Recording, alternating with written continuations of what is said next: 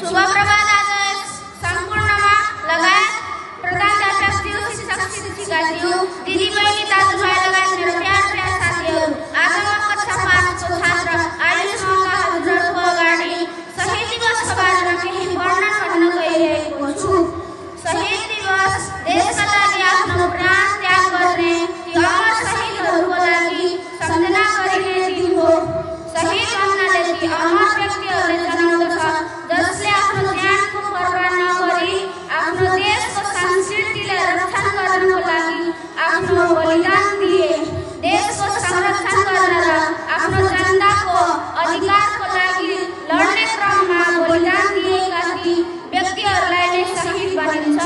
नेपालमा चाहनिए राणा शासन विरुद्ध लडेका ती अमर शहीदहरूको सम्झनामा शहीद दिवस मनाउन थालिएको हो। राणा शासन विरुद्ध लडेका ती अमर शहीदहरू लगायतका शहीद लखन थापा, कमला श्रेष्ठ, दशरथ चन्द, धर्मभक्त माथेमाहरूको सम्झना गरिन्छ। राणा शहीद गङ्गला श्रेष्ठ, दशरथ चन्द, लखन थापा शहीद जनता आफूले मिलेर राणा शासनको विरोध गरेका थिए। त्यसैले विक्रम सम्वत 1997 मा तत्कालीन राणा शासकद्वारा उहाँहरूलाई मृत्युदण्ड दिएको थियो।